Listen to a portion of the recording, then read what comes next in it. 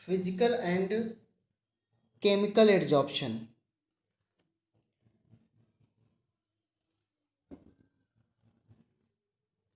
Okay, देखो बच्चों, ये आपका सरफेस है और इस सरफेस को आप क्या बोलते हो बच्चों? एडजॉर्बेंट।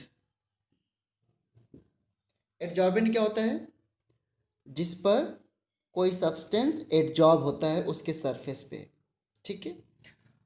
और इस एडजॉर्बेंट में ये पार्टिकल्स जो हैं वो एडजॉर्ब हो रहे हैं, जिसे हम लोग क्या बोलते हैं? एडजॉर्बेट। अब एडजॉर्बेंट एंड एडजॉर्बेट के बीच में कैसा फोर्स ऑफ अट्रैक्शन आता है?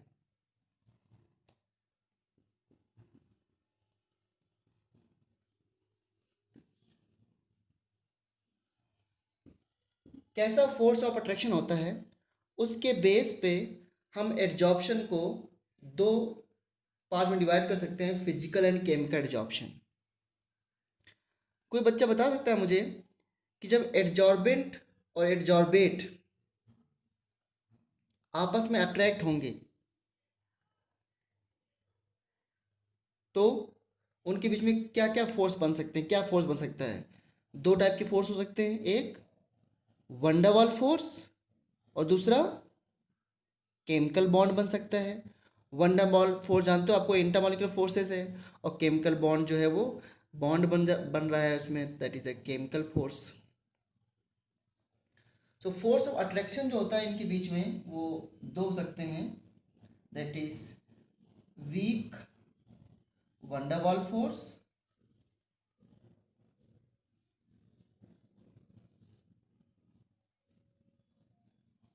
और दूसरा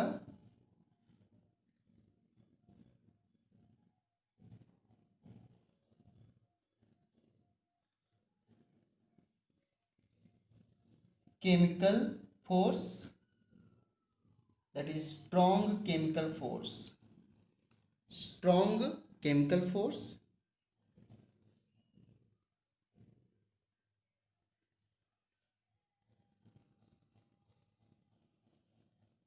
ओके। एंड केमिकल फोर्स का मतलब यहाँ पे केमिकल बॉन्ड से है।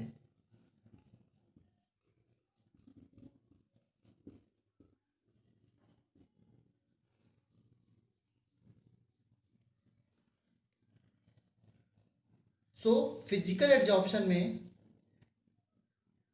वीक वंडरवॉल फोर्स बनते हैं between adsorbate and adsorbent molecule, और केमिकल एडजॉर्प्शन में strong chemical bond is formed between adsorbate and adsorbent molecule.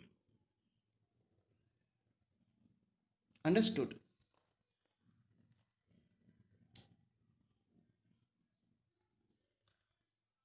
क्या बच्चों इतना क्लियर है आपको अभी तक? यस या नो?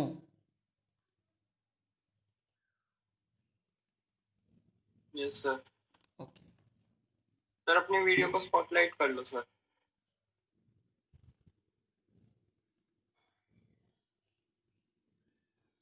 समझा नहीं मैं क्या कह रहे हो?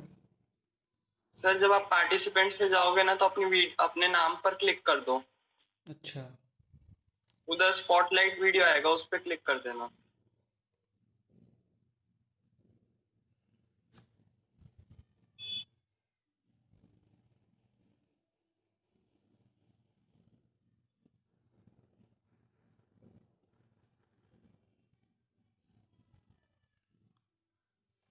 तो इसमें दो जगह दिखता है,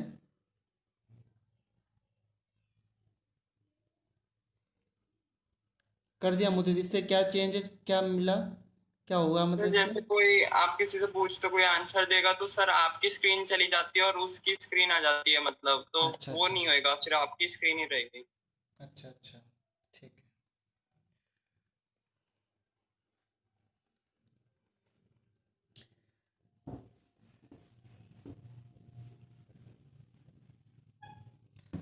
सबसे पहले पढ़ते हैं फिजिकल एड्जॉर्प्शन। देखो बच्चों, ये चैप्टर लर्न करने का है, तो जितना आप पार्टिसिपेट करोगे उतनी जल्दी ये आपको याद भी होगा। तो अगर मैं आपसे कहूँ कि फिजिकल एड्जॉर्प्शन को डिफाइन करना है, तो कैसे डिफाइन करोगे कल्पना? Adsorbate and adsorbent are bonded with a weak van der Waals force of attraction. Very good. तो in physical adsorption number 1 point इसमें होगा weak van der Waals force. Weak van der Waals force operate between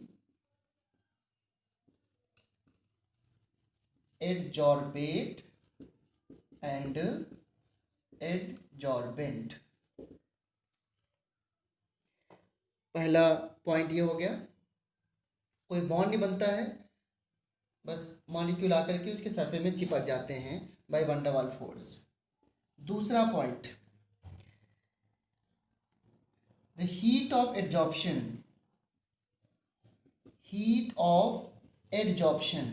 आप सभी बच्चों को पता है कि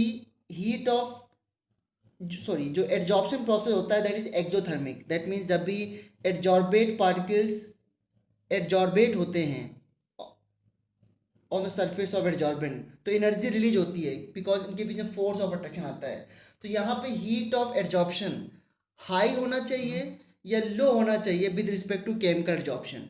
हीट ऑफ एडजॉर्प्शन क्या हुआ? The amount of energy released when adsorbate particle accumulate on the surface of adsorbent।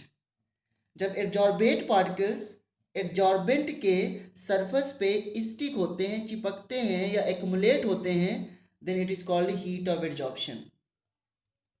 बताओ बच्चों, यहाँ पर ईशांक, heat of adsorption कम होगी या हाई होगी?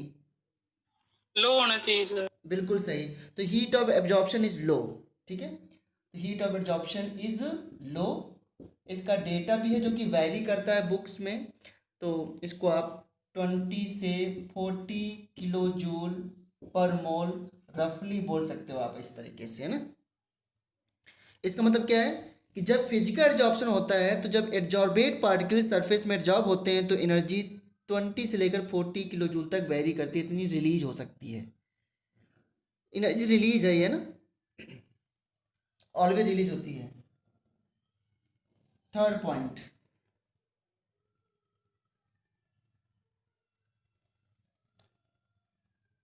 ये जो है इस नॉन स्पेसिफिक होता है। Physical adsorption is non specific. Non specific का क्या मतलब होता है बच्चों?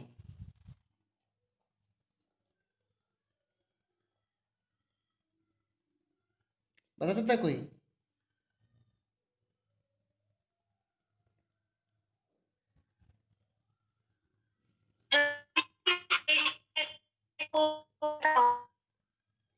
बेटा एक बार फिर से बताना आपने जो बताया है।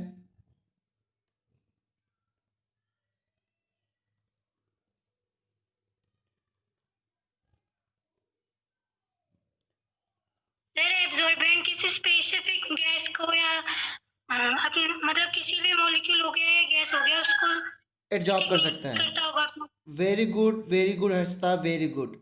देखो बच्चों, नॉन स्पेसिफिक मतलब ये है कि ये हमारा एड्जॉर्बेंट है, तो अगर यहाँ पे मान लो O2 गैस है, यहाँ पे N2 गैस है, CO2 गैस है, तो इंटरमॉलिक्यूलर फोर्सेस तो सभी के बीच में बनते हैं, नेचुरल सी बात है। तो ये O2 को भी एड्जॉर्ब कर सकता है, कुछ N2 भी कर सकता है और कुछ CO2 भी कर सकता है। तो इसका मतलब क्या है कि all gases can be adsorbed in some extent to the surface of solid.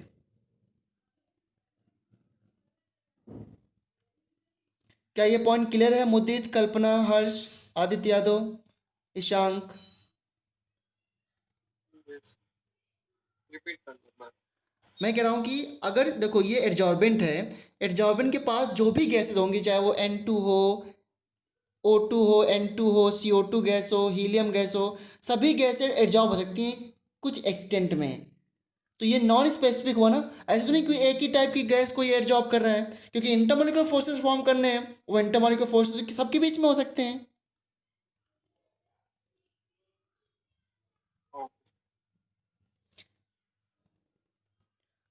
प्रिया ये पॉइंट क्लियर है आपको? ईशांक आपको?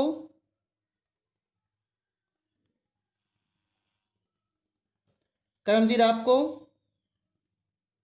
सर वापस बता दो एक बार। अच्छा, आपको दिखाई दे रहा है ना वीडियो में क्लियर एकदम? Yes sir. ये एडजॉर्बेंट है। वंडरवॉल फोर्स तो सभी के साथ होते हैं ना, कोई भी मॉलिक्यूल हो। क्या यहाँ पर कुछ O2 गैस एडजॉर्ब हो सकती है, कुछ N2 भी और कुछ CO2 भी? इसका क्या मतलब हुआ कि all gases can be adsorb in some extent. तो ये नॉन स्पेसिफिक हुआ, स्पेसिफिक हुआ। अगर एक ही गैस को पर्टिकुलर एडजॉर्ब करता सरफेस तो ये स्पेसिफिक होता। सभी गैस को एडजॉर्ब कर सकता है, क्योंकि वंडरवॉल फोर्स तो बनाने हैं।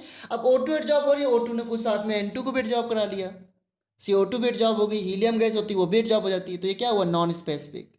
अभी क्लियर हुआ? Yes. All gases can be adsorbed in some extent, that's why it is non specific. 3 point हो गए, आगे बढ़ते हैं। सभी लोग ध्यान दो, आपको याद हो जाएगा बच्चों अभी का अभी। जब तक आपको याद नहीं होगा तब तक मैं आगे नहीं बढ़ूंगा। फिजिकल एडजॉर्प्शन जो होता है that is multi layer adsorption. ये मल्टी लेयर एडजॉर्प्शन होता है। मल्टी लेयर एडजॉर्प्शन समझते हो आप कि अब ये सरफेस है, सपोज यहाँ पर कोई ए गैस एडजॉर्ब हो गई, यहाँ पे इसकी सरफेस में ए गैस एडजॉर्ब हो गई। अब कोई दूसरी गैस बी भी है यहाँ पर, वो भी तो इसके ए के इंटरमॉलिक्यूलर फोर्सेस जुड़ करके यहाँ पे आ सकती है, और सरफेस इसको भी थोड़ा बहुत अट्रैक्ट कर सकता है अपने ऊपर। सी गैस भी यहाँ पर कोई आ सकती है, सरफेस इसको भी अट्रैक्ट कर सकता है। क्यों? क्योंकि एक लेयर दूसरे लेयर से भी तो इंटरमॉलिक्यूलर फोर्सेस बना रही है। That is called multi layer adsorption. एक के ऊपर एक गैस की लेयर बन सकती है।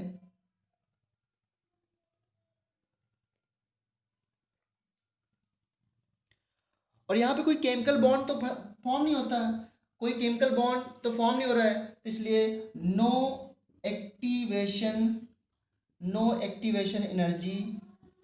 Energy is required. No activation energy is required for this kind of adsorption. ठीक है, 5 पॉइंट हो गए। नेक्स्ट पॉइंट बहुत अच्छे समझना। 6 में सर लास्ट पॉइंट क्या लिखा था?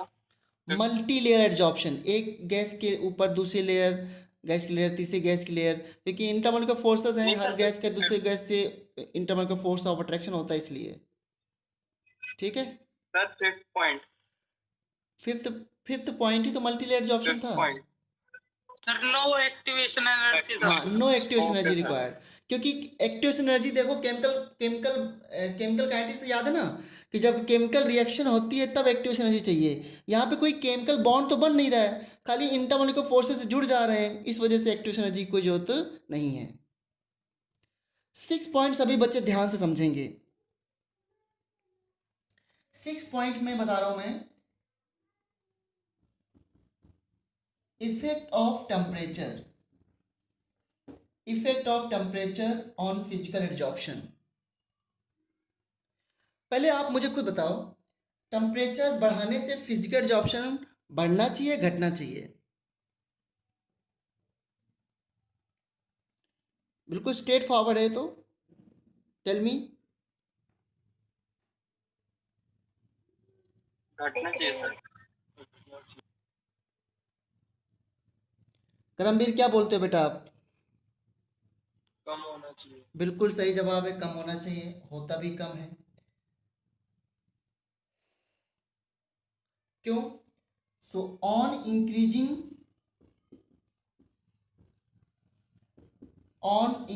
टेम्परेचर, मैं टेम्परेचर को टी लिख देता हूं, on increasing temperature rate of desorption increases. Why? Because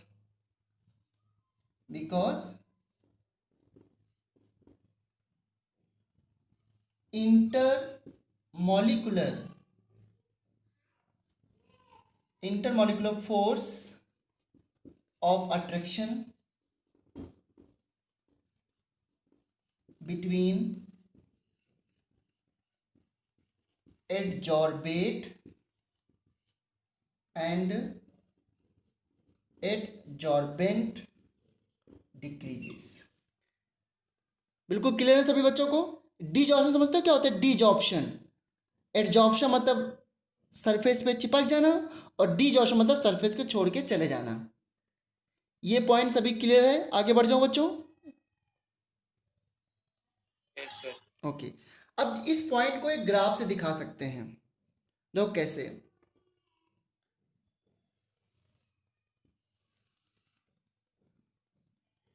मैं ग्राफ खींच रहा हूं x/m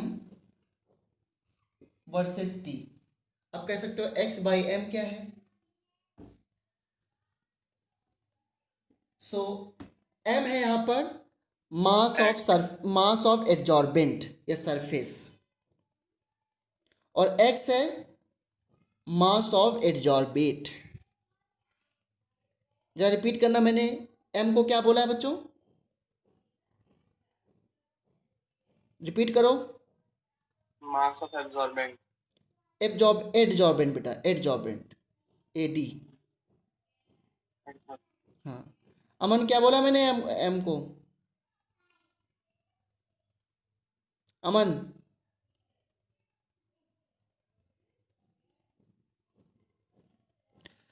तो x/m mass of the adsorbent, x/m को हम बोलते हैं extent of adsorption. x/m is extent of adsorption, जहां पर x होता है मास ऑफ एडजॉर्बेट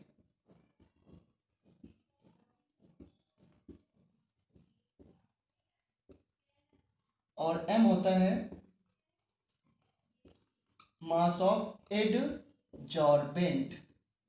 ठीक है, जैसे आप नहीं पढ़ते थे degree of dissociation alpha ionic equilibrium में, के केमिकल इक्विलिब्रियम में, वैसे यहाँ पर ये डिग्री ऑफ एडजॉर्प्शन है। x/m क्या कभी एक से बड़ा हो सकता है क्या?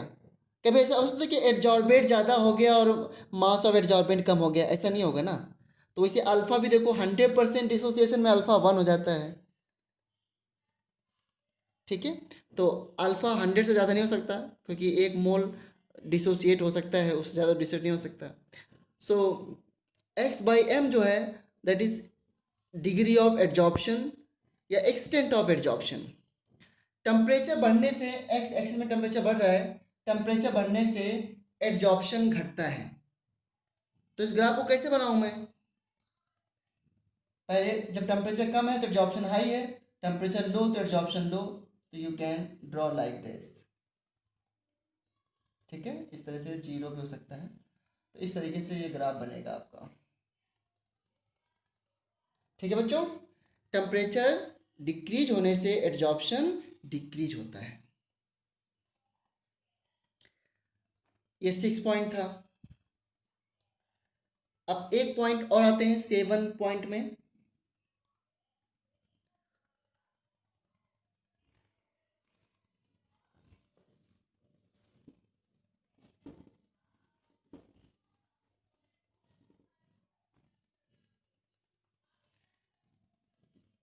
Effect of pressure.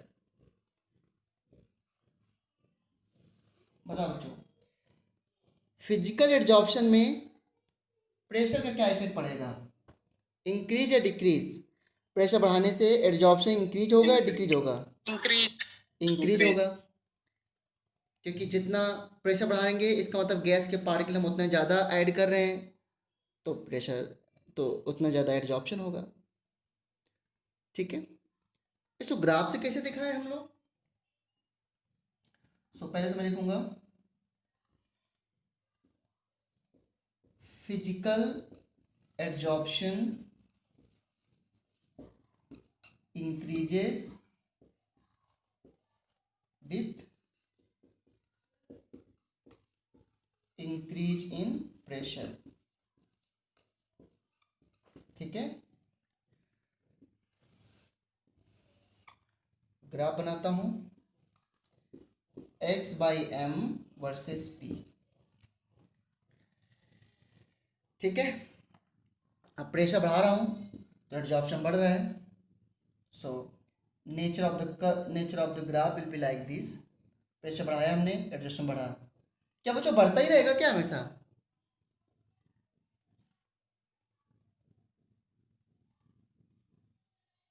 बढ़ता ही रहेगा। देखो यहाँ पे क्या हो गया, कांस्टेंट हो गया।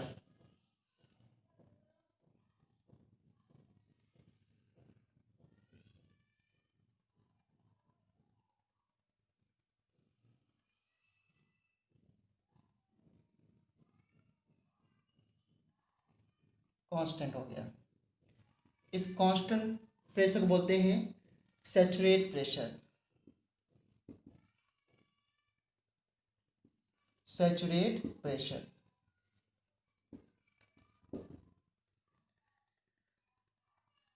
क्या समझे बात को? कि ये सरफेस है बच्चों, गैस के पार्टिकल एब्जॉर्ब हो रहे हैं। जब सरफेस पूरी तरीके से कवर्ड हो चुका है तो क्या होगा? आप प्रेशर बढ़ाते जा रहे हो, सरफेस कवर्ड हो चुका है एकदम, क्या होगा? गैस के पार्टिकल आपस में क्या करेंगे? रिफिल करने लग जाएंगे, और उससे ये हो सकता है कि रेट ऑफ डिजॉर्प्शन बढ़ जाए। तो जब मैक्सिमम एड्जॉर्प्शन हो चुका होता है उसे बोलते हैं सैचुरेट प्रेशर। उसके बाद फर्दर एड्जॉर्प्शन नहीं होगा। उसके बाद प्रेशर बढ़ाओगे तो डिजॉर्प्शन होने लग जाएगा, फिर खाली होगा तो फिर से एड्जॉर्प्शन हो जाएगा। इस तरीके से इक्विलिब्रियम बन जाएगा और फर्दर और ज़्यादा एड्जॉर्प्शन नहीं होगा। ठीक है, so initially increases and then further saturate हो गया। No further increasing adsorption. ये पॉइंट सभी को क्लियर है? यस या नो बोलो जल्दी से। करमवीर, अमन, ओके।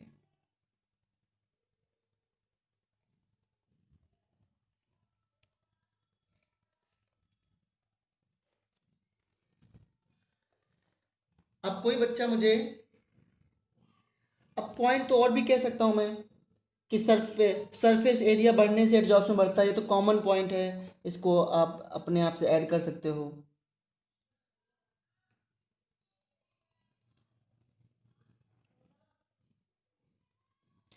फिजिकल एड्जॉर्प्शन में कोई बॉन्ड फॉर्मेशन नहीं होता है, पॉइंट बढ़ाने के लिए और पॉइंट इसे बढ़ा सकते हो।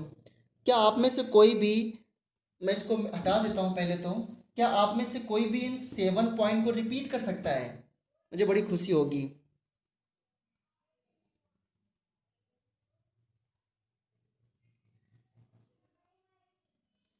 सारे पॉइंट किसी को याद हो गए हैं क्या? प्रेशर इंक्रीज करने से तो हाँ बिल्कुल। नेक्स्ट। वीक वंडरफुल फोर्स होते हैं इनके वेरी बीच में। Good, 2 points. Next. Of absorption लो होती है सर। वेरी गुड, कितना वैरी करता है? 20 to 40 kilo joule per mole. Very good. Next, 3 point हो गए। नॉन स्पेसिफिक होता है। नॉन स्पेसिफिक होता है। नॉन स्पेसिफिक का मतलब कौन समझाएगा मुझे? फिर कोई भी गैस एब्जॉर्ब कर सकता है। Very good, very good, 4 point हो गए। 5th पॉइंट क्या होगा? Effect of temperature. हाँ, बस टेम्परेचर पॉइंट बता दो क्या होता है, बढ़ता है घटता है? डिक्रीज। डिक्रीज होता है। तो कैसे बोलोगे? टेम्परेचर बढ़ने से no rate of activation energy. Reabsorption बढ़ता है। बिल्कुल सही हर्ष, वेरी गुड हर्ष। चलो 5 पॉइंट हो गए। 6 point, no activation energy. No activation required, very good, 6 point हो गए। 7 point, effect of pressure. Clear absorption. हाँ, एक और पॉइंट प्रेशर वाला। Increase in pressure increases rate of absorption. ठीक है। और फाइनली फिर क्या हो जाता है? कांस्टेंट हो जाता है, राइट? Dynamic equilibrium. हाँ, ठीक, वेरी गुड। अब आते हैं, देखो फिजिकल जो हम समझ लिया, अब केमिकल जो ऑप्शन में कोई दिक्कत नहीं आएगी। यस, नेक्स्ट आते हैं chemical adsorption.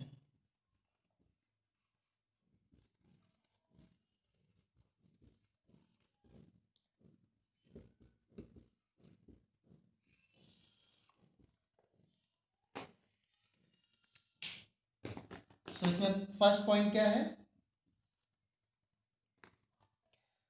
Strong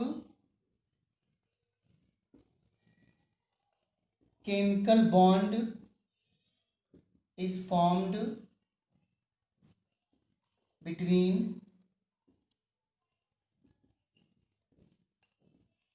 adsorbate and adsorbent.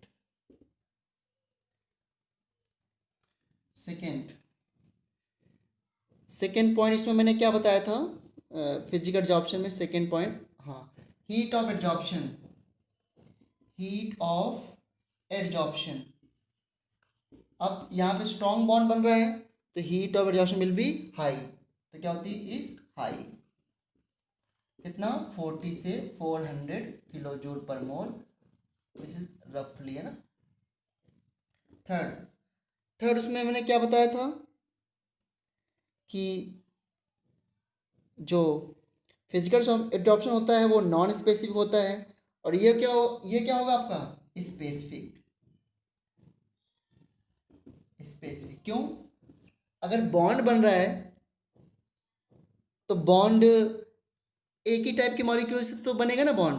अब आप बताओ मुझे, आपको पता है इस रिएक्शन में CH2 double bond CH2 plus H2 से आप जाते हो CH3 सिंगल बॉन्ड CH3।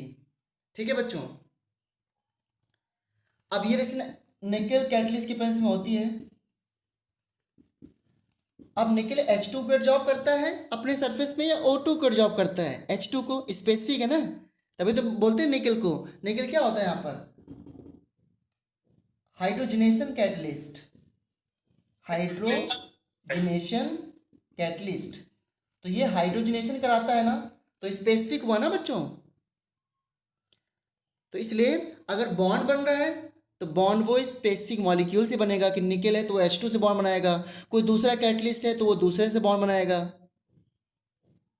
ठीक है, तो एक मॉलिक्यूल की एक टेम्परेचर पे एक जैसी रिएक्शन होती है।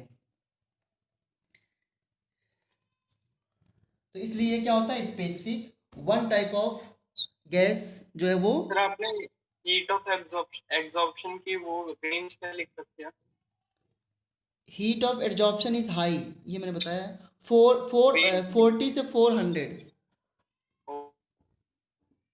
40 से 400 किलो जूल पर मोल। मगर ये रफ होता है, आपको डिफरेंट बुक में डिफरेंट मिलेगा। ये स्पेसिफिक है। फोर्थ पॉइंट इसमें क्या था? अच्छा, एक पॉइंट मैंने फिजिकल में नहीं बताया कि फिजिकल एडजॉर्प्शन जो होता है वो रिवर्सिबल होता है। गैस एडजॉर्ब हो रही है, फिर कोई गैस, दूसरी गैस आई तो उसने उसको हटा दिया, वो चला गया, इस तरह उसमें चलता रहता है। तो फिजिकल एडजॉर्प्शन जो है रिवर्सिबल होता है, और ये क्या होता है आपका? इरिवर्सिबल।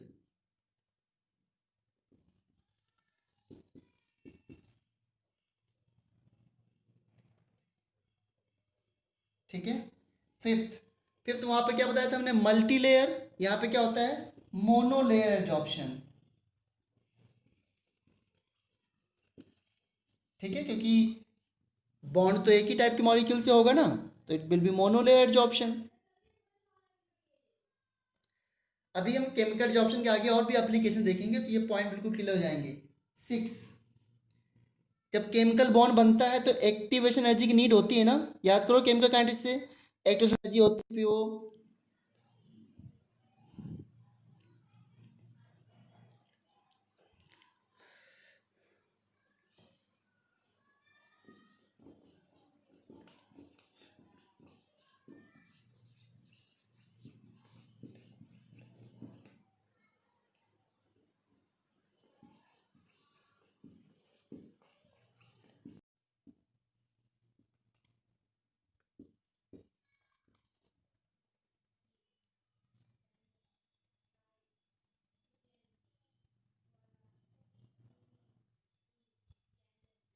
ओके, सो इसमें क्या होता है, activation energy required to form bond.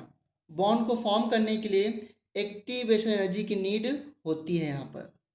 ये 6 पॉइंट हो गए।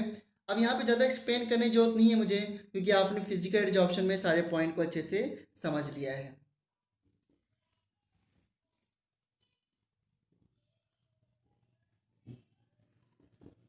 नेक्स्ट है 7, effect of temperature.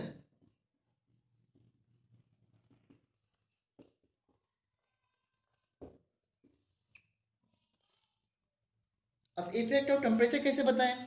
Physical adsorption में तो डायरेक्टली बोल दिया था हम लोगों ने कि जो है टेम्परेचर बढ़ाने से रेट ऑफ एडजॉर्प्शन क्या होता है, घटता है। यहाँ पे कैसे बताएं? तो यहाँ पे देखो क्या है, जब भी आपने केमिकल जब आपने केमिकल काइनेटिक्स पढ़ी थी तो वहाँ पे क्या सीखा था आपने कि पहले एनर्जी चाहिए होती है टू फॉर्म एक्टिवेटेड कॉम्प्लेक्स। तो यहाँ पे भी क्या होगा, पहले एक्टिवेटेड कॉम्प्लेक्स बनेगा तो टेम्परेचर थोड़ा बढ़ाना पड़ता है, और जैसे एक्टिवेटेड कॉम्प्लेक्स बन गया, एक्टिवेटेड कॉम्प्लेक्स बनने के बाद फिर क्या बन जाएगा आपका product, and then you don't need to increase the temperature. तो पहले फर्स्ट इंक्रीजेस देन डिक्रीजेस। देखो पहले इंक्रीज क्यों हो रहा है, क्योंकि बहुत सारे गैस के मॉलिक्यूल जाकर के एक्टिवेटेड कॉम्प्लेक्स बना रहे हैं विद द सरफेस। तो एक्टिवेटेड कॉम्प्लेक्स बनाने के लिए एक मिनिमम एनर्जी रिक्वायर्ड होती है रिएक्शन के लिए, ठीक है। तो फर्स्ट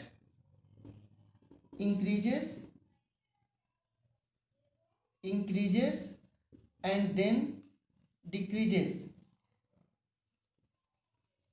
आप इसको अच्छे से लिख सकते हो, because some amount of energy required to form activated complex. AC का मतलब यहाँ पे क्या है, एक्टिवेटेड कॉम्प्लेक्स।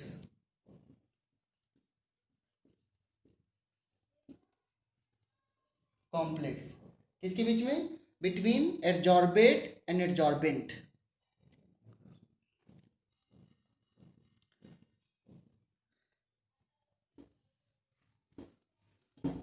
एंड अगर हम प्रेशर की बात करें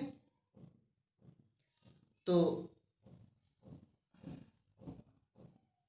प्रेशर से कोई ज़्यादा इफेक्ट यहाँ पर नहीं होता है, क्योंकि केमिकल बॉन्ड बनाने के लिए मेन इफेक्ट जो होता है वो टेम्परेचर का होता है, ठीक है। सो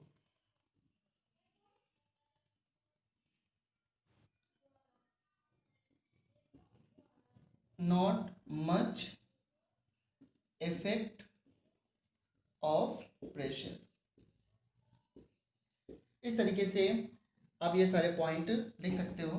कुछ पॉइंट आप बुक से भी देख सकते हो, बट यही मेन पॉइंट है between physical and chemical adsorption.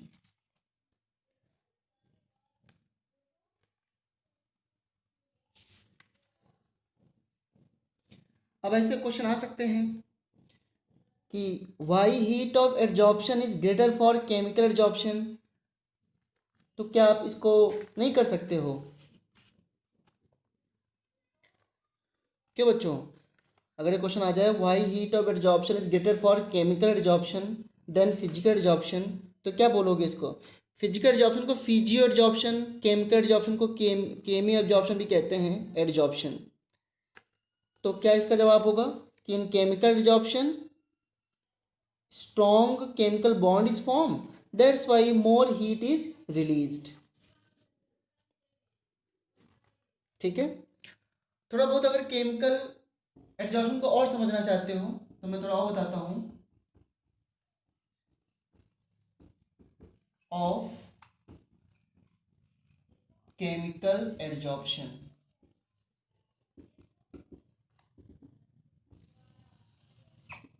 Explanation of chemical adsorption.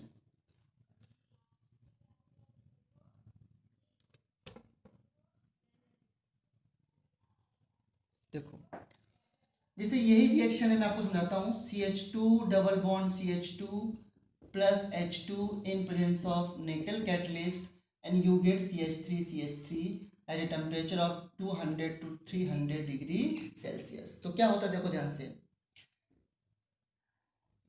यहाँ पे निकल कैटलिस्ट है जो कि सॉलिड स्टेट में होता है और ये आपके गैसेस हैं दोनों। ओके सो पहला क्या होता है, पहले स्टेप में क्या होता है कि जो निकल कैटलिस्ट है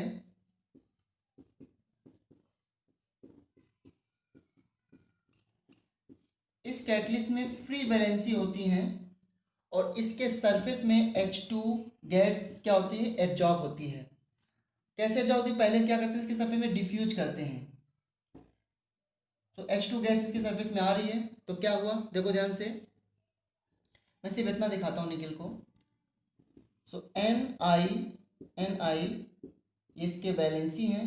देखो H2 गैस इसके सरफेस में जब डिफ्यूज हो गई, डिफ्यूज होने के बाद इसका एडजॉर्प्शन, और डिफ्यूज का मतलब सरफेस में इसको फ्लो करना।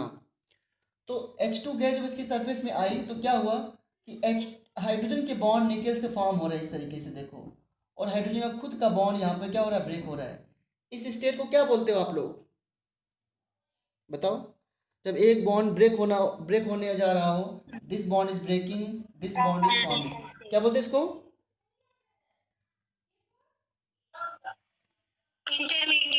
इंटरमीडिएट। बट इसको बोलते हैं हम लोग इंटरमीडिएट से बेटर है ट्रांजिशन स्टेट, याद है ना, ट्रांजिशन स्टेट या एक्टिवेटेड कॉम्प्लेक्स।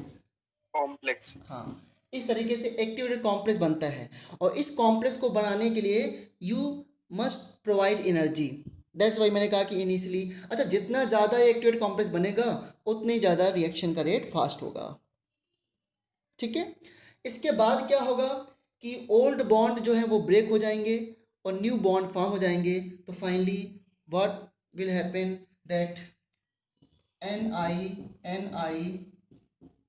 H बॉन्ड ऐसे फॉर्म हो गए इस तरीके से। This is how chemical adsorption takes place. अभी प्रोडक्ट कैसे बना उसको अगर समझना हो तो फिर क्या करेंगे, इसके सरफेस में इथीन मॉलिक्यूल को भेजेंगे। जब इसके सरफेस में इथीन मॉलिक्यूल को भेजेंगे तो इथीन मॉलिक्यूल फिर से इसके साथ एक ट्रांजिशन स्टेट बनाएगा एंड देन प्रोडक्ट बनाएगा। उसको मैं दिखा सकता हूँ। अगर केमिकल एडजॉर्प्शन समझने के लिए बस इतना ही इंपॉर्टेंट था कि reaction completed with the formation of this transition state, तो ये बन गया। उसके बाद ये आपका प्रोडक्ट है, दैट इज प्रोडक्ट। ठीक है, तो देखो इसके बाद फिर क्या होगा, इथीन मॉलिक्यूल को इसी सरफेस भेजा, तो जब इथीन मॉलिक्यूल आया तो क्या हुआ देखो Ni और ये H का बॉन्ड ब्रेक हो रहा है फिर से, और इथीन का मॉलिक्यूल जो है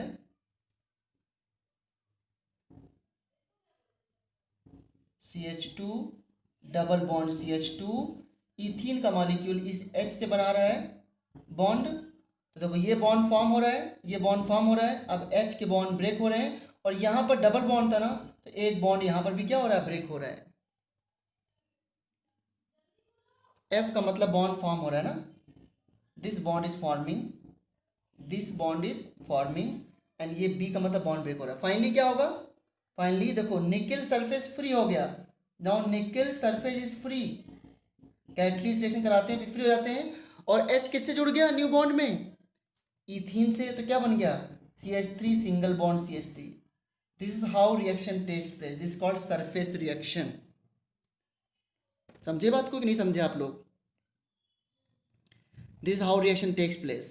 तो फर्स्ट टाइम आपने इस तरह की मैकेनिज्म देखी है कि निकल की सरफेस में पहले H2 एडजॉर्ब हुआ, फिर इथीन आया, इथीन और H2 आपस में सरफेस में रिएक्ट किए, सरफेस में रिएक्ट किया और इथेन गैस बन गई और निकल फ्री हो गया। समझ गए हो तो यस बोलो जल्दी से,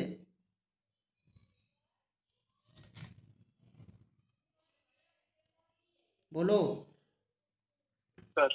ओके। तो इस तरीके से केमिकल एडजॉर्प्शन होता है। और आगे फिर इसको समझेंगे।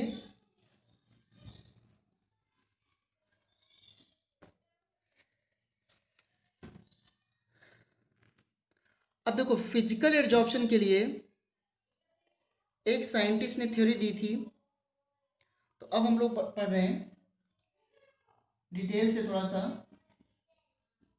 Effect of pressure on physical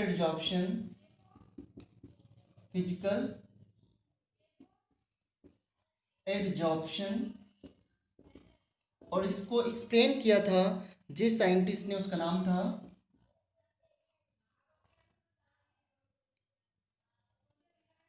FREUN Freundlich.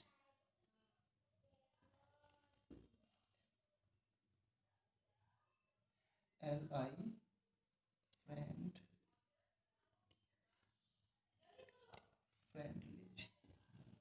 CH, ये होता है फ्रेंडलिच एडजॉर्प्शन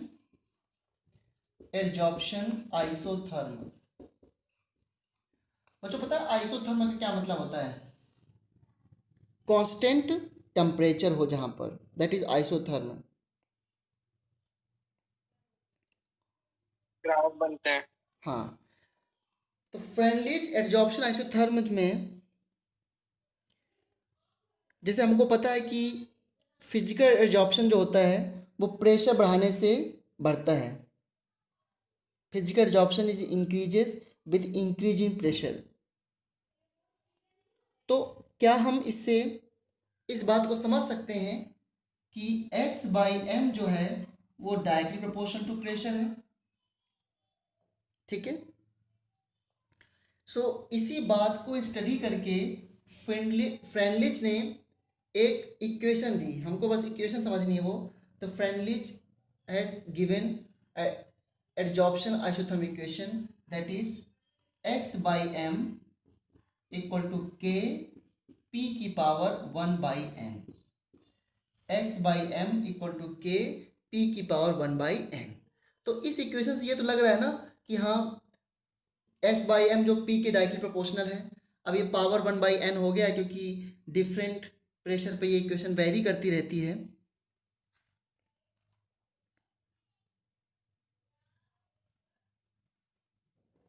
ठीक है, अब इसमें कुछ कंडीशन है। अब देखो इसका अगर ग्राफ बनाना हो तो क्या ग्राफ होगा? इसे ग्राफ बनाना हो तो पहले मैंने ग्राफ बनाया था आपको। ग्राफ इसका इस तरह जाता है और x की पावर 1/n है, तो आप थोड़ी मैथमेटिकली समझ भी सकते हो इस चीज़ को कि x/m को मैं p से खींचूं तो ग्राफ शुरू में तो इस तरीके से होता है और फिर बाद में ये इस तरीके से जाकर के क्या हो जाता है, constant, that is called PS। तो देखो एट लो प्रेशर, जब लो प्रेशर होता है ठीक है, सो x/m जब लो प्रेशर होता है तो यू कैन सी कि x/m बिल्कुल डायरेक्टली जो है वो स्ट्रेट लाइन जैसे यहाँ पे दिख रहा है। So x/m is directly proportional to pressure, यानी कि 1/n की वैल्यू क्या होती है उस टाइम पे 1 हो जाती है। तो at low pressure you can say कि जो x/m जो होता है that is proportional to p की पावर 1, यानी कि लो प्रेशर पे हम 1/n की वैल्यू 1 कह सकते हैं। या फिर इसको आप याद रखोगे कि लो प्रेशर पे p की वैल्यू 1/n है, क्योंकि इतना तक ग्राफ जो है वो लगभग स्ट्रेट लाइन दिख रहा है, इतना पोर्शन। एट हाई प्रेशर क्या हो रहा है बताओ? जब प्रेशर बहुत हाई है तो एडजॉर्प्शन क्या हो रहा है, एक तरीके से बंद हो रहा है ना, इक्विलिब्रियम आ गया। तो हाई प्रेशर पर अब मान लो जब हाई प्रेशर पे सरफेस कवर हो गया, यहां पर सरफेस क्या देख रहे हो आप, पूरा सरफेस कवर हो गया यहां पर, क्या उसके बाद प्रेशर बढ़ाने से एडजॉर्प्शन बढ़ेगा क्या? टेल मी, क्या उसके बाद प्रेशर बढ़ाने से एडजॉर्प्शन बढ़ेगा? No. That means high pressure पर क्यों नहीं बढ़ेगा? क्योंकि सरफेस पूरा कवर्ड हो चुका है। अब प्रेशर बढ़ाओगे तो उनके बीच में रिपल्शन हो सकता है, फिर डिजॉर्प्शन एडजॉर्प्शन होता रहेगा, लेकिन उससे ज़्यादा एडजॉर्प्शन नहीं होगा। तो x by m at high pressure क्या हो रहा है, इंडिपेंडेंट ऑफ p हो गया, यानी प्रेशर बढ़ाने पे फर्दर एडजॉर्प्शन नहीं बढ़ रहा है, ठीक है। इंडिपेंडेंट ऑफ p यानी कि 1/n की वैल्यू क्या हो गई, 0। हाई प्रेशर पे 1/n की वैल्यू क्या हो गई, 0। So you can write x by M equal to k only, ठीक है। p की पावर 0 प्रोपोर्शनल सर क्या पी है, पर सर पी पर इंफिनिटी नहीं आएगा yes what you said, sir? P की power infinity high pressure. High pressure पे p की पावर इन्फिनिटी,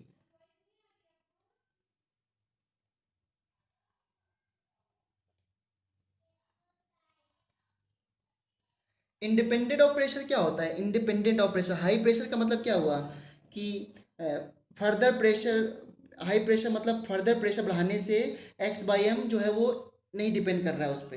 तो एक्स बाई एम जब किसी चीज़ पे डिपेंड ना करे तो उसे क्या बोलेंगे, मतलब जब किसी चीज़ पे डिपेंड नहीं करती तो उसकी पावर 0 ली जाती है ना। 1n की वैल्यू इन्फिनिटी हो सकती है, ये कह सकते हो आप। जब कोई चीज़ किसी पे डिपेंड नहीं करती तो p की पावर 0 तो होता है। Okay sir. हाँ सर एन क्या है यहाँ पे? n बस, अब जैसे आप पूछते हो ना कि मैथ्स में x की पावर n कहीं हो जाता है, तो ये बस ग्राफ एक स्लोप, जब इसको graph log x by m में खींचोगे तो ये 1/n एक स्लोप बन के आ जाएगा, वो वही यही है। बस इसको एक कोई वैल्यू है जिसकी मतलब n/n 0 से 1 तक वेरी कर सकता है, बस ये समझ लो आप। ओके एक डेटा है बस, ठीक है। So at last, okay sir. हाँ एट लास्ट देखो x by M equal to k p की पावर 1/n, वही चीज़ समझा रहे जो हम लोगों ने पहले पढ़ लिया। इसमें अगर log लेने बच्चों तो क्या होगा, log x by M equal to log k plus 1/n log p। और मैं आपसे कहूँ कि log x बाई एम और log p में ग्राफ खींचें तो कैसा ग्राफ आएगा बच्चों, ये y हो गया, mx हो गया और प्लस c हो गया, तो ये इंटरसेप्ट हो गया। क्या इस तरीके का ग्राफ आएगा क्या, बताओ जल्दी से बोलो। Yes sir. हाँ, और इसका स्लोप क्या होगा, ये स्लोप क्या होगा, 1/n, 1/n। एन इस पे क्वेश्चन आते हैं, ठीक है। तो